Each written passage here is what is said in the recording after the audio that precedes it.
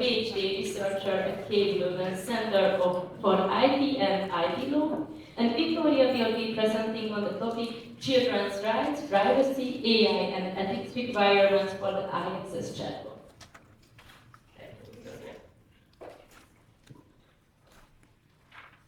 So, good morning, everyone.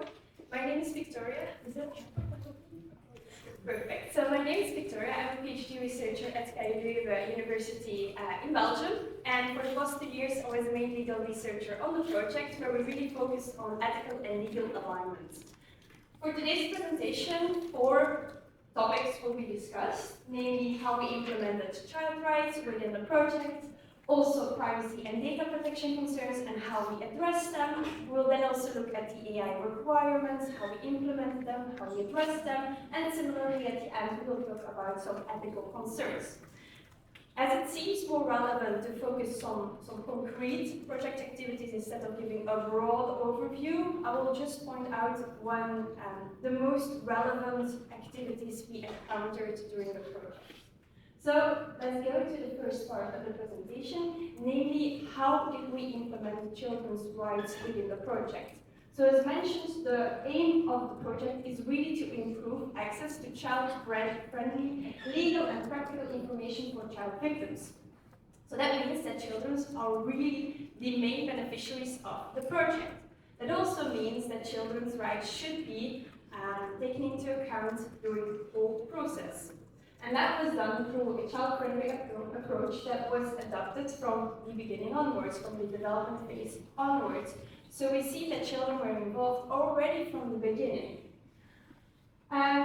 To show maybe very concretely how we implemented some of the rights and the principles relevant for child protection, we can take a look at one concrete example. Namely, we see the UN Convention on the Rights of the Child has 4 core principles set out to protect children's rights, namely non-discrimination, best interest of the child, right to survival and development, and views of the child. So, while we have these, how to practically implement it in the project. Take, for example, the 4th principle of the views of the child. It entails that children should have the right to express their views, but also that they have the right to express their views freely and that it is given due weight. So, very concretely, how did we implement that in the project? We did that mostly by establishing child advisory boards, CABs, within a couple of countries. And there, children were gathered to give their opinions, to express their views on what they thought about the project. Very concretely, before the chatbot was developed, some co-design sessions were organized, in which children, but also child stakeholders were invited to express their opinions. So there they could really let the people know, well, a chatbot is useful if it does this, it's showing an answer like that. And so based on that, the technical partner had some ideas on what kind of feature should be implemented in a chatbot. And once the chatbot was then developed, the first prototype needed to be tested, and the test subjects were, again, children. So they could again express their views and see whether the chatbot now actually met the expectations that they had. So we see here that the children were involved throughout the whole project. They're also invited here, which is all great for implementing this principle. We also see other instruments emphasizing the need to implement children's needs. For example, in the newly adopted AI, it specifically mentioned that children's needs need to be taken into account whenever you develop and design an AI tool. And as I just mentioned, that has happened here, children were involved from the development phase onwards. Another principle relevant for children's rights is the protection of their personal data, specifically when AI tools are being used. And that brings me to the second part of the presentation, and namely the privacy and data protection concerns we encountered during the project. Because as you can imagine, during the development of the iAccess chatbot, a lot of activities involve the processing of personal data. Think about involvement in CAPS, so children were interviewed. It involves processing personal data. We also see the questionnaires for child stakeholders. Or we also have the activity of testing and monitoring the user experience of the children. So in all these activities throughout the project, there were some processing of personal data. And that raised, of course, some questions about privacy and data protection. So in general, we could mention that the most general measures were taken, such as the use of informed consent forms, supplemented by parental consent forms, or also always communicating in a clear and plain language because we are dealing with children. But one activity that raised some concerns, specifically with regards to privacy and data protection, was the activity of testing and user experience monitoring. So for those who don't know yet, very briefly explained, once the project had developed its first prototype of the chatbot, it needed to be tested. And for that testing activities, two kinds of activities could take place. First of all, we could have in-depth interviews with physical interviews and children, but on the other hand, there were also there was this tool, it's called Face Reader Online from one of the partners Noldes, and that is a software that can measure emotions of persons that use the system. So it's an emotion recognition system. So what it did was that if you are a child, you can test the chatbot, but while you're testing it, a webcam is pointed at you, so your face is being analyzed live, and then there's an analysis being done on your face, it's measuring whether you're happy, you're sad, you're confused, and that is very useful actually in theory, because you could see, for example, oh well, the child is really happy whenever the answer pops up. Or you could maybe detect, well, a lot of children are actually confused whenever this kind of information is given. So it really helps with measuring emotions, and it also helps with the fact that there's no external pressure. This tool measures you without there being a physical person hovering around. So for these reasons, there was an added value of having this facial recognition tool. But as you can imagine, it comes with a lot of concerns for data protection because we're dealing with sensitive personal data and we need the faces of minors. And for that reason, a lot of additional measures had to be taken into account. Again, we started with informed consent forms that needed to be drafted very child-friendly so that children knew what was going to happen, what will happen with their faces, with other kinds of data collected. We also used parental consent forms, although strictly speaking sometimes it was not needed, but just to show the commitment to really implement children's rights. Another measure that was important is that before they were going to use the facial recognition tool, the physical persons clearly had to explain what the tool was going to do and had to clearly point out that it was a choice that they had. So they could refuse to use the facial recognition tool and only go for the interviews. And we see, in fact, that in some countries, children explicitly refuse them to use the tool.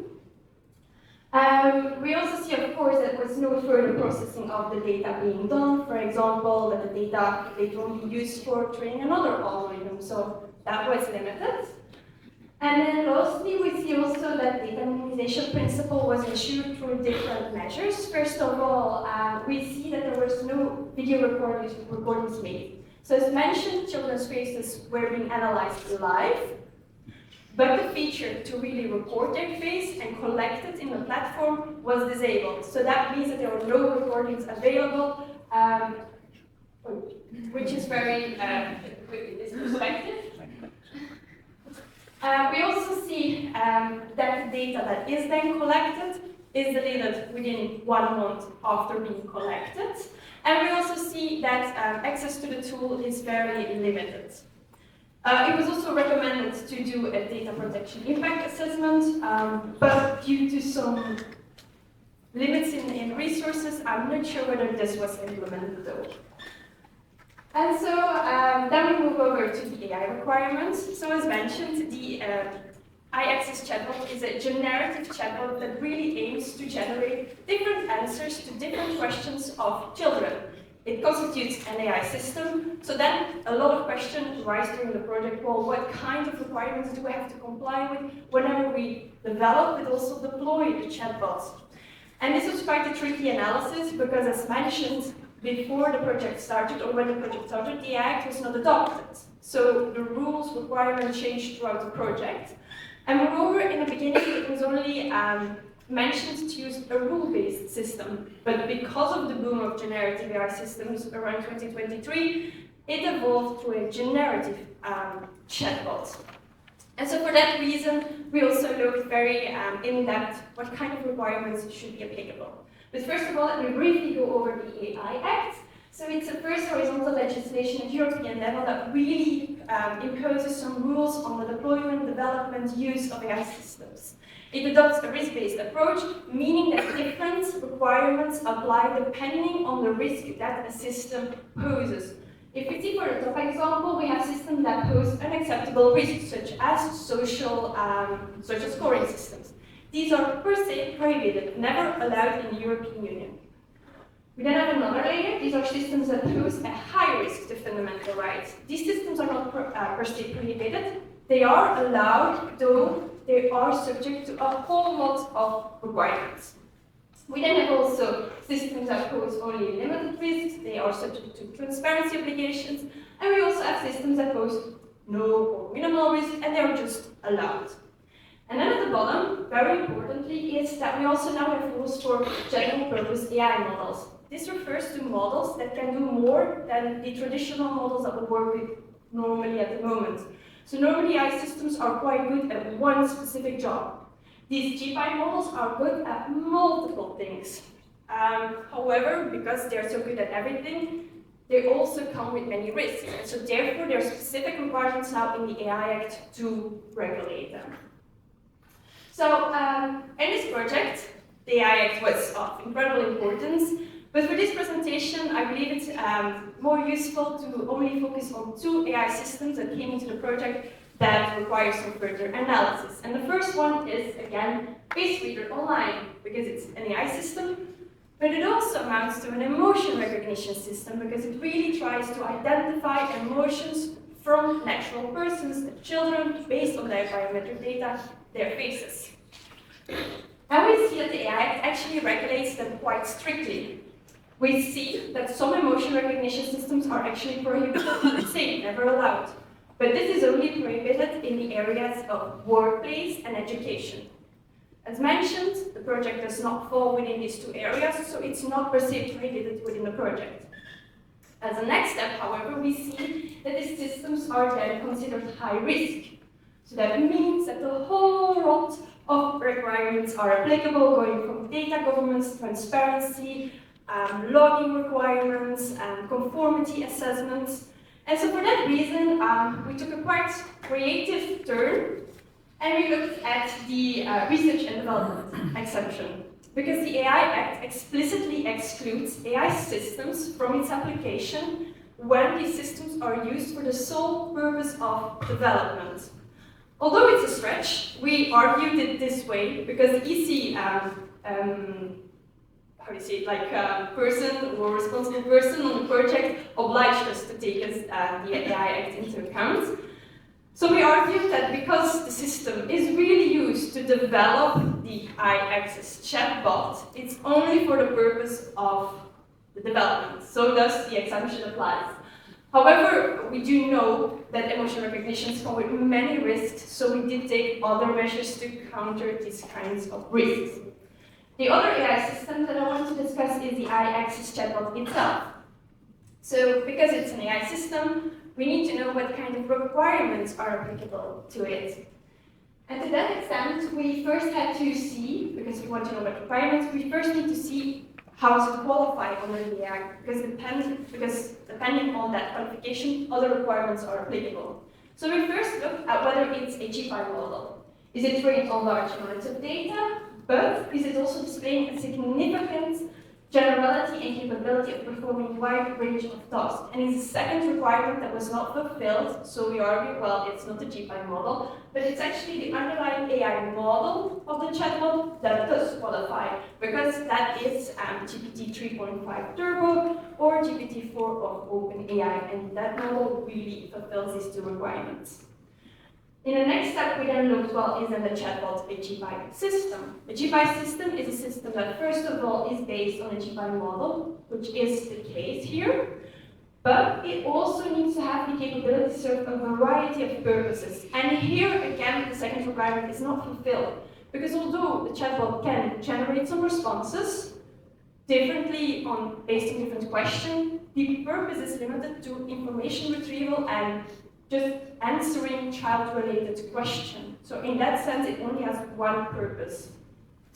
So then, eventually, there are some requirements that do apply for the chatbot, namely transparency obligations. So whenever you have an AI system that interacts with natural persons, the AI obliges that it should be made very clear to these users that are interacting with a machine rather than a human. So that means, for example, that there should be a pop-up message whenever children try to access a tool where it says, watch out, I'm a machine, I'm not a human. And then we go to the last part of the presentation, and that's namely how we looked at the ethical risks. Again, I come back to the emotion recognition that was used during the project. So some scholars have pointed out that emotion recognition results can be inaccurate, not robust, not trustworthy. So there are many risks of using them. And so to mitigate these measures, to mitigate these concerns, certain measures were taken. So as mentioned during the testing and user experience monitoring activity, we also supplemented the facial recognition tool with additional interviews that could really enhance the understanding of the statistics delivered from the tool. Another measure was to draft an experiment protocol where it was explained how the procedure had to happen, and that gives more transparency about both the software but also about the use. There were also some risks related to generative AI. So the first risk related to generative AI is the fact that these kind of systems can generate hallucination, and that refers to outputs that generated by the system that looks very realistic but is actually false, inaccurate. This could be, for example, in the I-Access project, and a response that looks really realistic and good, but actually contains, for example, a false telephone number or a false article. Well, and to avoid that, because it really impacts trustworthiness and accuracy of the project, we had to take some more technical measures to mitigate that. First of all, it should be mentioned that the chatbot is really limited in its training data. It's only trained on the legal sources that were provided in the pre-pilot countries, and only trained on practical information. So it's not trained on the whole internet, so it cannot base its answers on that kind of information. We also have other measures considered. For example, you can teach some topic-specific nuances to avoid hallucinations. You could also do some coherence checks and evaluations. You could also cite sources so that really people can then verify whether the response was correct, or you can have a system where you can flag errors. And then, last but not least, another ethical challenge related to generative AI is the fact that it can result in a problematic companion chatbot. So, companion chatbots refers to chatbots that act as some kind of human, as a conversational counterpart. And while they seem very lovely actually at first sight, because you can interact with them, you can ask questions to them that you don't want to ask friends or other persons, they come with many risks. Because if you rely too much on such a system, you can develop some kind of emotional dependence, overly attachment. It can also disrupt human-human interaction. So there are many ethical risk relations related to companion chatbots. So to avoid that children really are going to become dependent on the chatbot, because, for example, the chatbot is giving very encouraging and empowering messages to it, we had to limit that risk, and we did that through a couple of measures. First of all, it's the fact that there is a fixed answer structure. So every response that's generated follows some kind of the same structure. It's going to acknowledge the question, it's going to answer it, it's going to give some sources. What it's not going to do, or very limited, is giving empowering messages, and that is really to avoid this emotional dependence on the system. And then the last measure that was considered is implemented is the fact that the conversations that children have with the chatbot are deleted afterwards. So that means that whenever a child comes back, the system does not know the child actually. So in that way, it's difficult to form a bond with the chatbot. And with that, my presentation comes to an end. I hope everything was clear, and I look forward to all your questions and remarks. Thank you.